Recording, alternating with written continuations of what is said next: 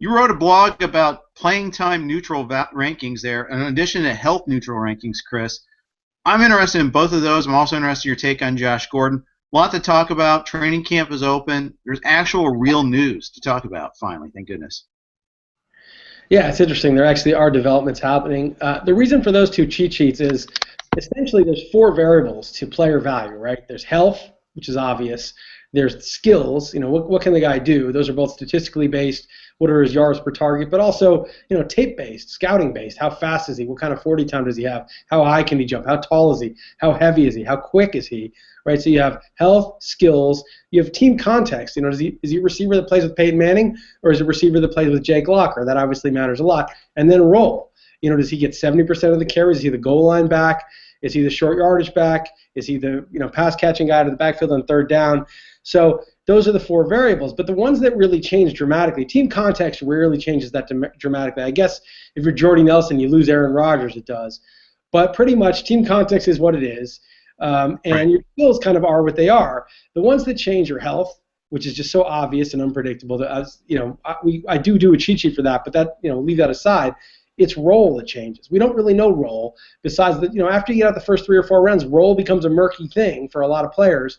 And so instead of speculating on role, let's just eliminate that and do a cheat sheet that assumes everyone had the same role. Everybody gets 550 passing attempts. Everyone had 130 passing targets, and everyone had every running back had 250 carries. How would you rank them then? Because you see that a lot of guys are just up there because they're guaranteed a role, but nobody's guaranteed anything. And anybody could get a bigger role. So that's sort of like taking a look at it without that variable. I do a similar thing for baseball with a good amount of success, actually, helping identify kind of the breakout sort of guys. What it does is it isolates what their skills are, what the players are capable of doing, and assumes that, hey, what happens if they get that there? And you can tie that into other draft strategies. We spent a lot of time in the last 2 weeks basically talking about zero running back strategy. Well, the zero running back strategy tries to isolate and tries to find those upside guys late. Although when I had Dalton on the show last week, he made a pretty good point. He's trying to find those guys late in the draft anyhow. But I guess for us, if you're running that draft play, you may go around earlier on those guys. You might try to get a whole collection of those guys because you're not going to get the role guys early on. Well, Dalton's trying to find those guys anyway, but if he has running backs already, he's also going to be trying receivers of those kind. He'll also be, taking other positions of those kinds because he's got running backs. If you do the zero running back strategy, you're doing running back every round after, I don't know what the exact round is, 7 through, 12.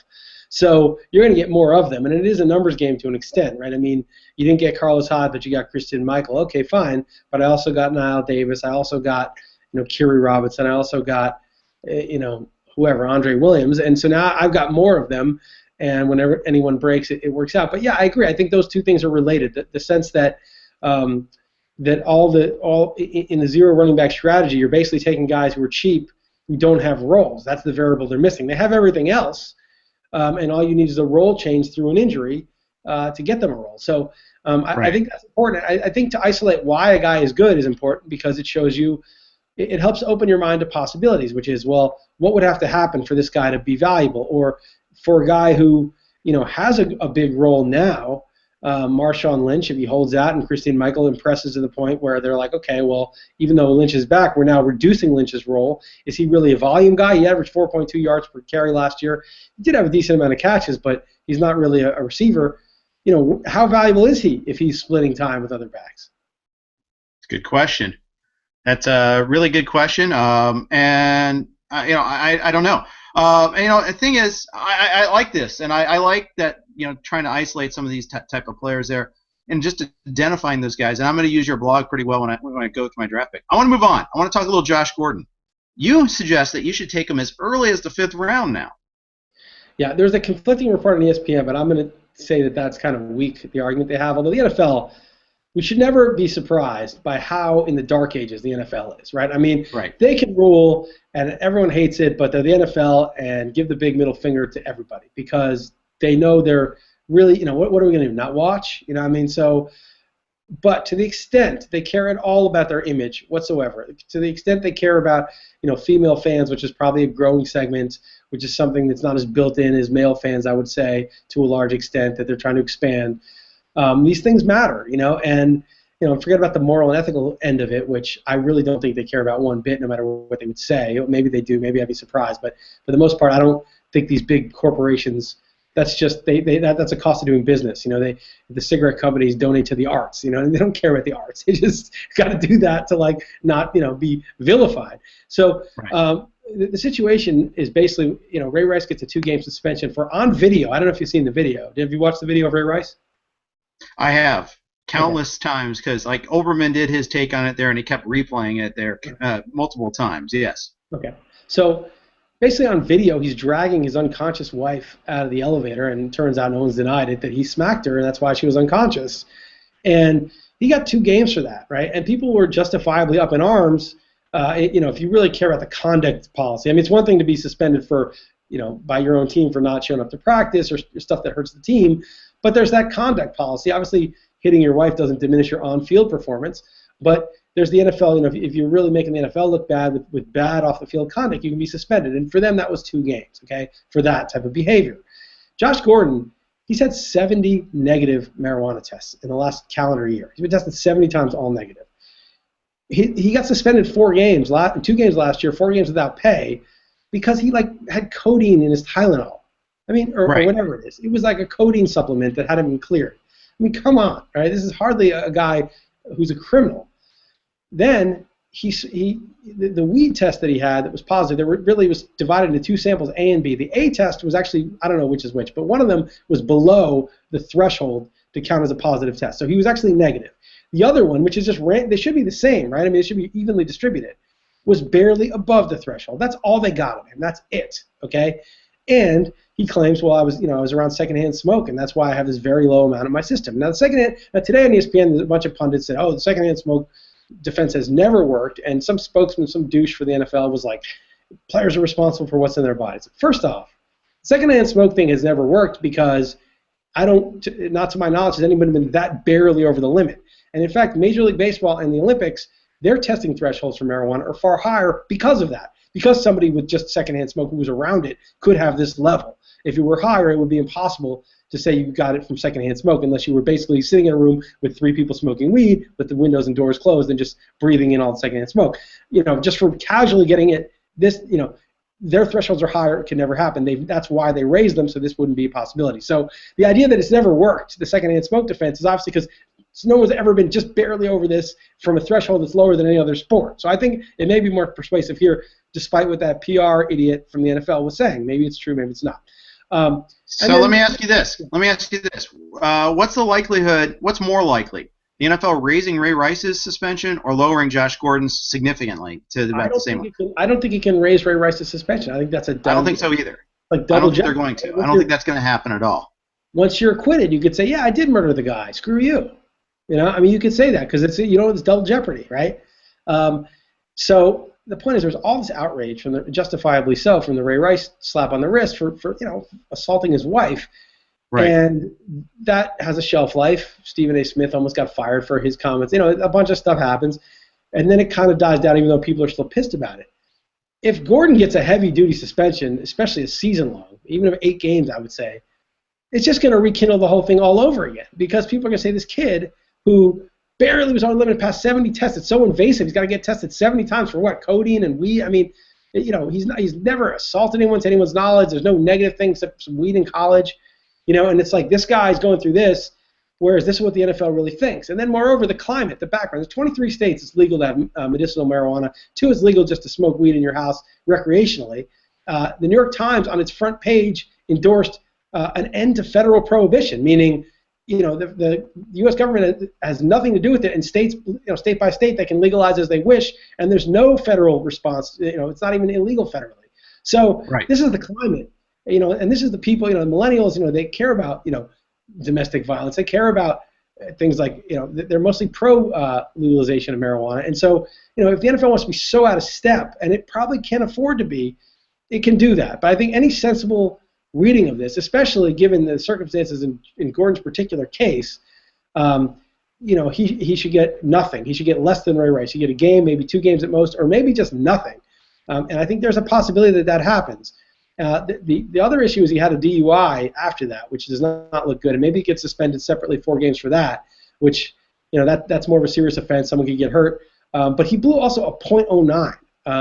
And again, you got to draw the line somewhere, and he was over it. But driving on a .09 is categorically different than driving on like a .21 or whatever the numbers are. One is Alden Smith revving the motor passed out into the tree, and one is, maybe he was an ounce over the limit, and he probably should have taken a cab. Right, and it seems like to me like Gordon just lives on that line. I guess that's part of the problem, and I know it's the repeated violations is why he has got that. I mean, look at how he entered the league in the first place. There, he was suspended at Baylor. He went through the supplemental draft. That's how they got him in the first place. Right. I think all that is factoring in, and whereas Ray Rice, hasn't had their logic is that Ray Rice has never had an incident of any sort beforehand, so that's why they're lenient the first time. I don't think it makes sense. I'm not trying to justify it. But I'm thinking that's probably the mindset there a little bit, right? I'm sure it is. But it's like, let's say you steal $1 from 20 different people, and I steal $1,000 from one person. You know what I mean? It's like, right. I only did it once, but like, is not my crime graver than yours? I mean, let's say you punch 20 people, but I kill one person. I just feel like it doesn't. The number of times is just, that I can understand that being a factor, but it's pretty clear in this case that the one time outweighs 100 of these times, and it starts to call the policy about it. And so, look, again, I'm counting on the NFL to be somewhat rational, but I also think it's in their interest to say, you know what, marijuana is, things have changed legally, the climate has changed. Josh Gordon has not publicly been caught smoking marijuana. This is something that's in his blood these past 70 times. It would just be so draconian to suspend this guy for even 8 games would be so draconian. Last year, the codeine supplement, I think it's really about control. The NFL wants to have control over these guys. And, and Ray Rice is probably a guy who, pretty much like is a company guy when he's on the field. He does what he's supposed to do. And right. So, you can see that control coming out in other sentences too. I mean, with the celebration penalties or the violation fine, uniform violation fines, things like that. So let's try to put a value on Josh Gordon. You say 5th round. Why 5th round? Well, I say let's give him 10 to 12 games based on a sort of expected return in all the scenarios, right? Because I really don't think he's going to get the book thrown at him. So let's say he's 10 to 12 games. What's that worth? Well, I think that's worth a 4th round pick because he'd be a 1st round pick if he played 16. And remember, 12 games or say 11. 11 games of Josh Gordon is not 0 without him. It's 5 games of a replacement plus 11 games of Josh Gordon. So that to me is worth a 3rd or 4th round pick. And the question is, would you rather have, and let's just say it were 8 games, would you rather have 8 games of Gordon and 8 games of him suspended, or a 50-50 chance of 16 or 0? In other words, would you rather have it just be he's got 8 games, and that's what or there's a 50% chance he gets 0 suspension, a 50% chance he gets a season-long suspension? Which would you rather? I would rather have it's Stark because I don't think there's a chance at 0. But we'll say 16 to 2. There's a chance at 0. He could easily be suspended the whole year. I mean, at least technically. I think because of the DUI, I think it's. I understand the limits, but I think that minimum. You don't think there's a chance that he plays 16 games? I don't think there is. No. Okay. I think there's. I should say it's 14 or 0 is what I should say. Yeah, okay. That's what I meant to say. Okay. I think I'd rather have that though. Me too. I'd rather go all in because you know what? If you look, I say I would take him in the 5th. I think and then I said you could probably get him in the 6th right now, this moment. Okay, maybe the 7th even. But you start playing chicken where you don't want someone else to make that gamble instead of you. You lose your 6th round pick. No one's ever lost a league because their 6th round pick didn't pan out in fantasy football. You got 1st round picks bust all the time. 2nd, 3rd, 6th. I mean, you may as well have, to me, a very significant chance, a 30% or a 25% chance of getting a 1st round pick out of that, based on him playing 14 or 13 or 12 games, or between his 12 and the 4 you get from someone else, that's worth a 1st round pick. Then you're going to get from any other 6th round pick. What's your price on him in the RotoWire Stake League auction right now? $200 budget. I don't believe it's PPR. I think there is a flex in 3 receivers. Yeah, I don't think there was a flex last year. I it's would hard say to tell. The biggest one in the Stake League, I always get conflated. Yeah, I get confused. I don't like to see with 3 points. There's some dumb rules about those things. But They're both good leagues. So I think I would say about, I'm going to say 17, $18. What do you think? Sounds about right. Sounds about right. Thing is, we're gonna know. I mean, the Yeah, we're hearing going is to know. Friday, August 1st, Yep. and It, chances are they're gonna rule pretty quickly, just for the Browns' sake, if nothing else. So the Browns know what they're gonna have this year. yeah, Jason Brown did take him in the Vegas league, so he needs to know.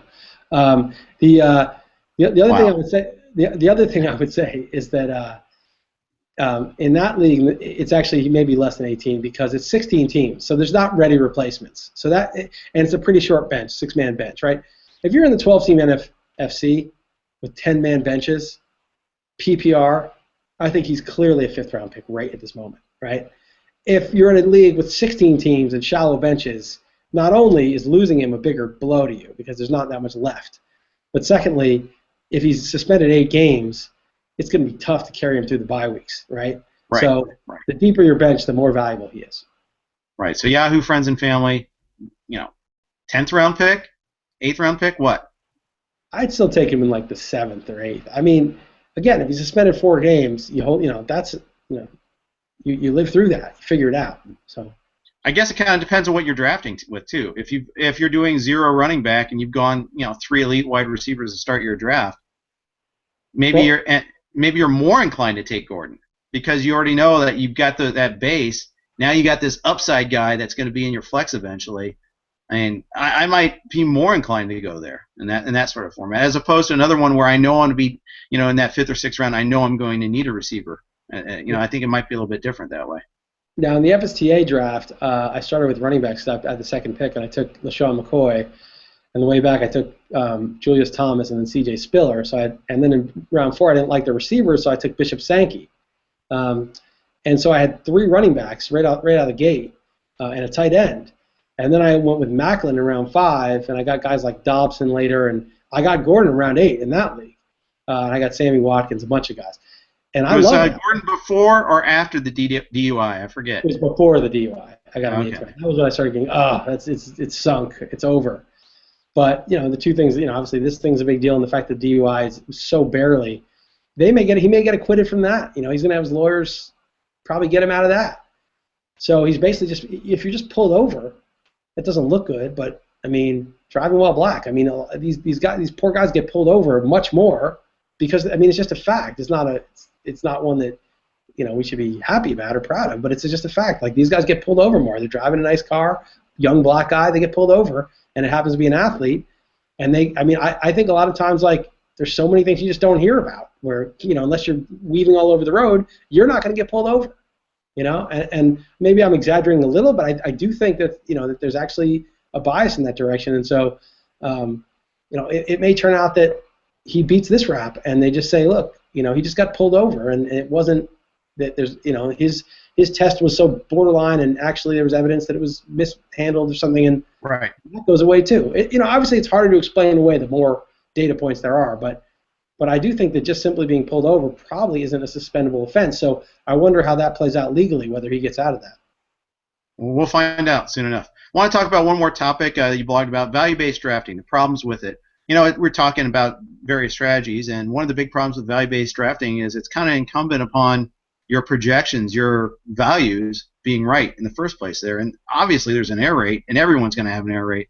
It's just a question of, like, how far off are you when you're trying to figure out what's a good value. Well, let's just talk about what value-based drafting is and isn't, right? I mean, Good point. Whatever values you use, you got to use values of some kind, right? I mean, you've got to have rankings of some kind.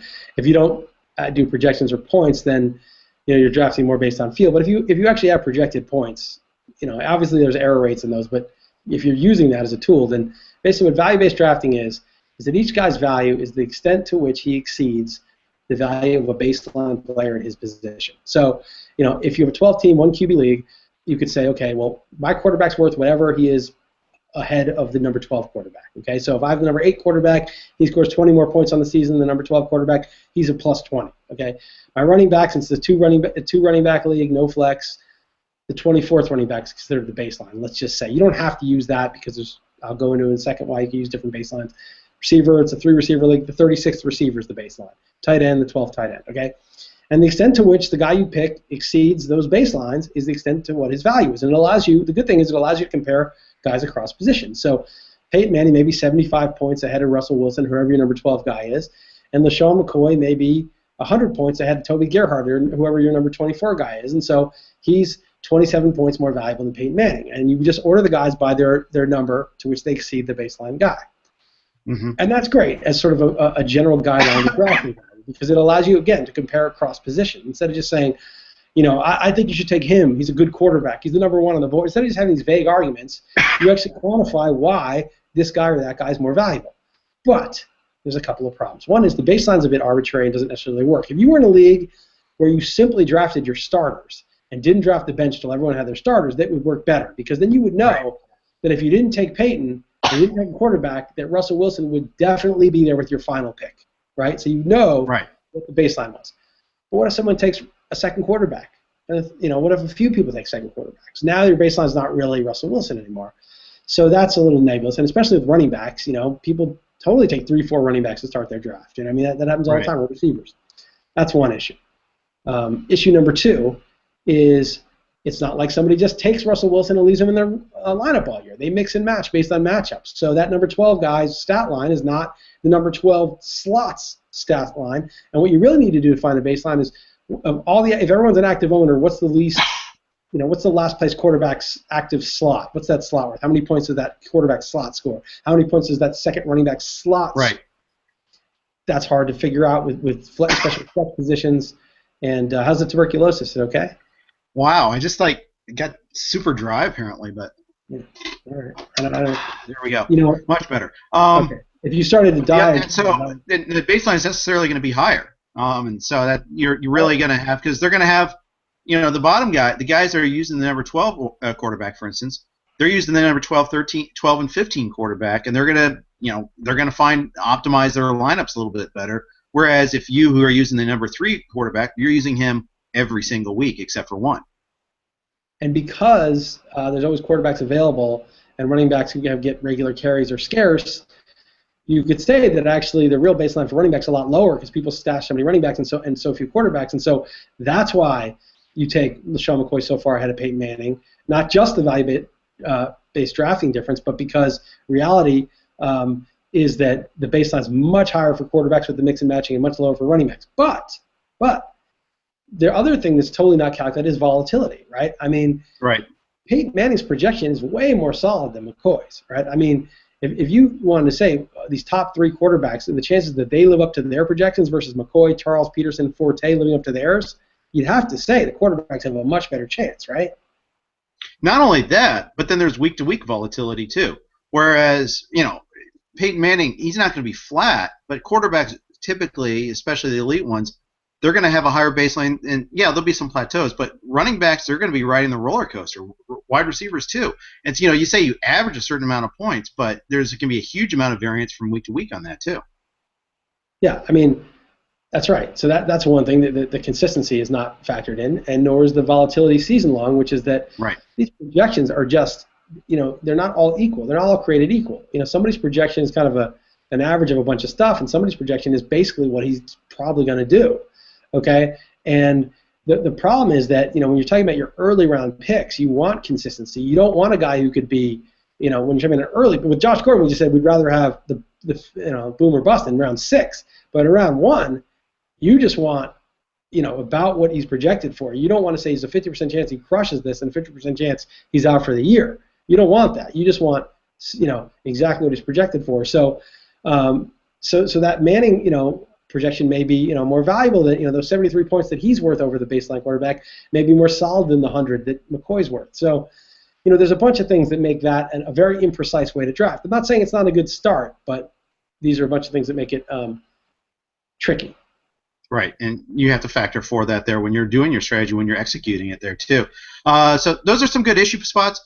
We're going to find ways next week to try to combat some of those issues. This one's running a little bit long, so we don't want to go any further than that.